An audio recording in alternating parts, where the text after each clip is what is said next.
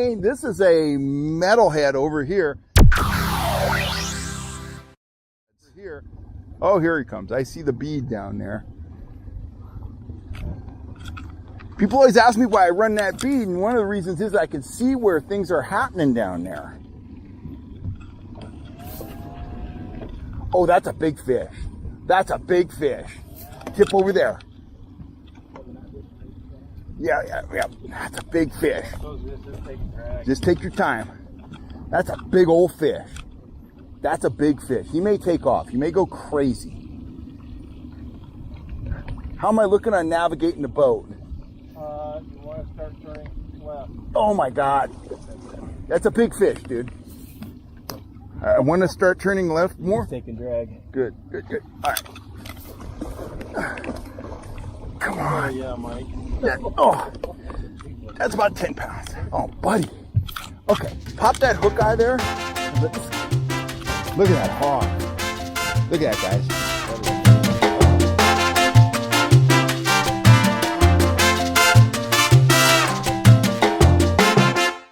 Hello, anglers. I'm Cal Kellogg, and this is the Fish Hunt Shoot Productions YouTube channel. What I have here, I have two floating Rapalas. I have a beautiful jointed Rapala in a rainbow trout pattern, and I have a standard floating Rapala in, you could say it's a kokanee pattern or a smelt pattern. It's black on top, silver on the sides, white on the belly.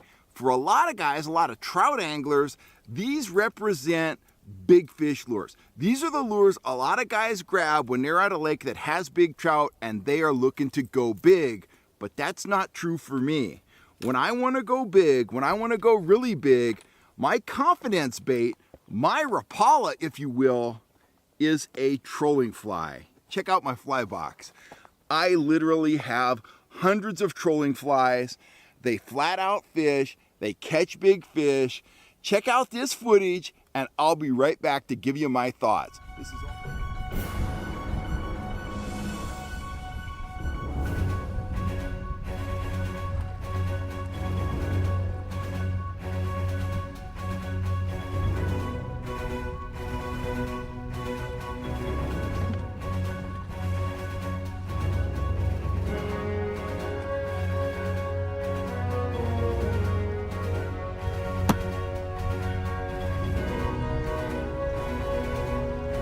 Another hog on the trolling fly. Look at that.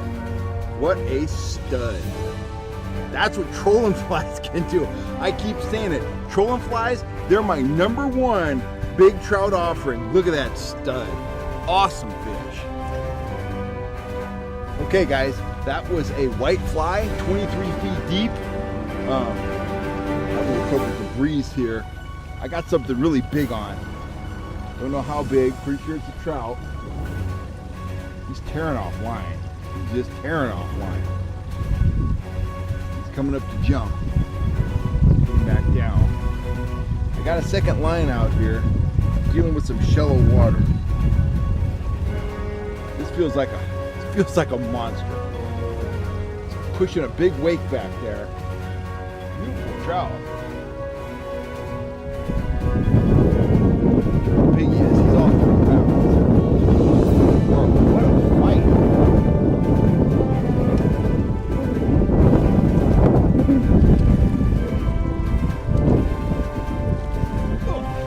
Got him. There's the trout. Look at that. Look at that stud. That's what trolling flies can do. What a beautiful rainbow. I'll get him revived, figure out this dangle here, and we'll get that fly back in the water. Fire.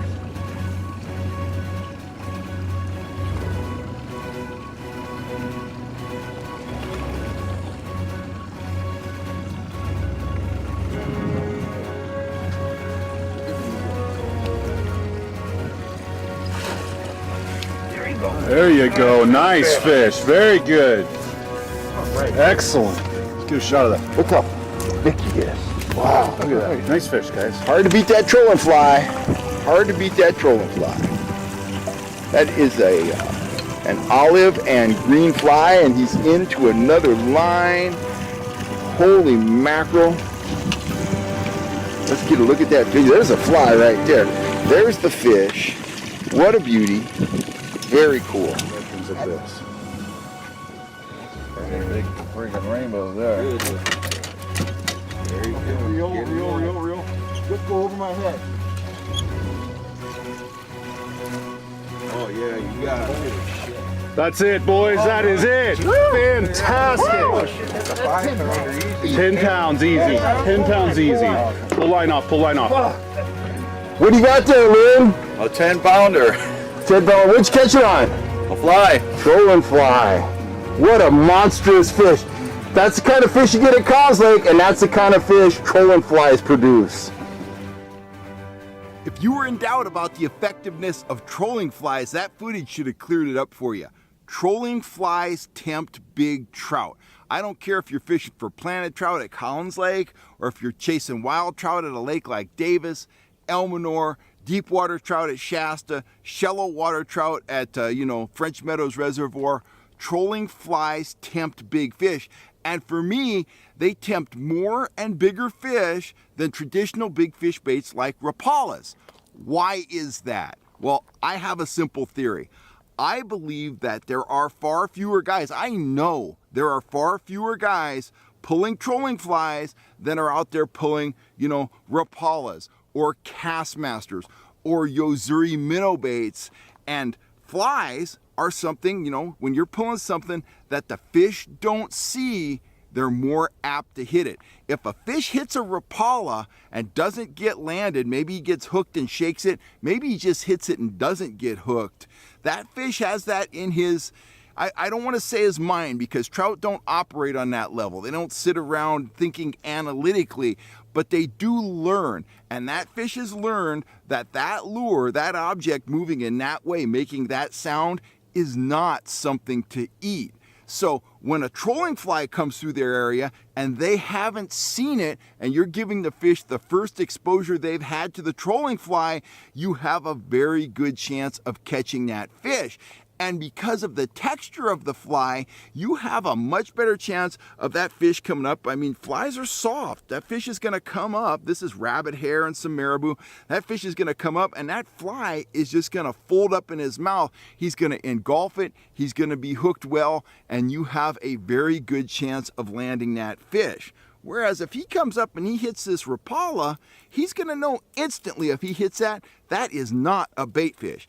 It might look like a bait fish and it might move like a bait fish, but when he touches it, he's going to know straight away that's not a bait fish.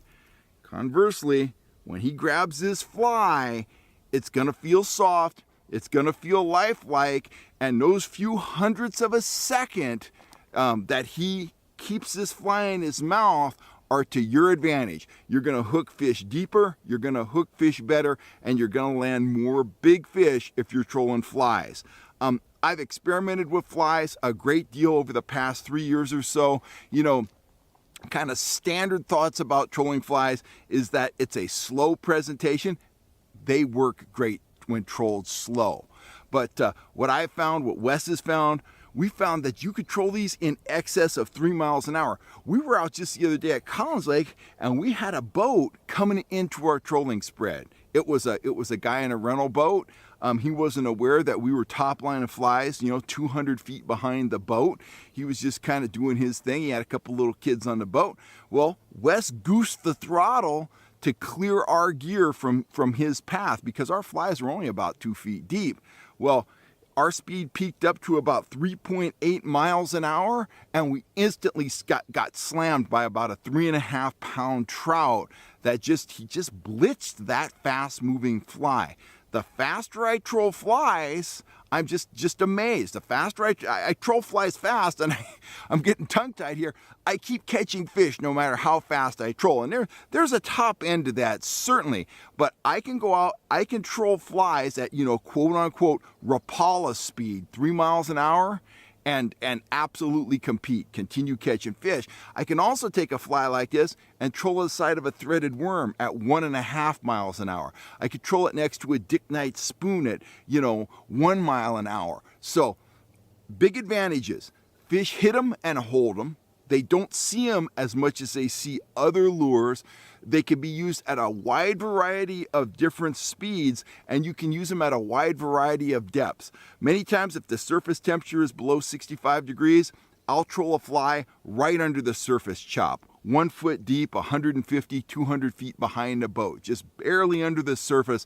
Very effective. That's what I was doing at Elmonor 3 years ago when I caught my personal best wild rainbow, 7 pounds. I was trolling a smelt pattern fly with 1 split shot on a top line at about 2.2 miles an hour. You can also drop these down on a downrigger. That's been the pattern for the last week or so for Wes and I at Collins Lake. We're fishing them anywhere from 15 to 25 feet deep, and we're doing very well on big fish. Our numbers bait is a naked worm. Our big fish bait is a trolling fly. Very complementary presentations. We're going along at about 1.8 miles an hour, and we're catching fish on both baits. We're catching a lot of smaller fish, pan-sized fish, getting a lot of action on the worm, but we're putting a lot of big fish in the boat with the trolling flies. So the moral of this story is, and I don't care if you buy my trolling flies, I sell all kinds of different flies here on the channel. They are fish killers. But again, I don't care if you're trolling my flies, you need to have somebody's trolling flies in your arsenal because they are gonna help you catch more and bigger fish. You gotta have some confidence when you first start out. You gotta give them a chance to work. Guys will take a Rapala out of the box and troll it for 2 hours because that plug has the reputation for producing fish. A lot of guys will put on a trolling fly and they tell me this, well, I trolled it for 15 minutes and I wasn't feeling it and I took it off. Give trolling flies a chance. They will absolutely prove their worth, and I suspect you're gonna end up just like me. They are gonna be your go-to big fish lure when you need to go big. You're gonna rig up with a trolling fly. You're gonna team it with a wiggle disc. You're gonna get it wet, and you're gonna have a lot of confidence because it will produce time and time again. Anyway, that's my thoughts about trolling flies. That's kind of a public service announcement. I want you guys to catch more and bigger trout, and I am confident that the one thing lacking from most guys' arsenal is a set of trolling flies. Get the flies. Get after those trout. Look at that fly. That thing's beautiful. Anyway, I'm out of here for now. If you want some of my trolling flies, go on over to fishhuntshoot.com. Check out all my gear. I got spoons and flies and all kinds of stuff, soft plastics and more. I'm signing off for now. I want you guys to stay safe out there. I want you to wear those life jackets, particularly if you're in a smaller craft or you're out on moving water, a river, you know, something like that, a stream, in a canoe, in a kayak. I just want you to be safe. I can't afford to lose any fans, and I will catch you next time right here on YouTube, guys. Thanks for all the support. I'm Kel Kellogg.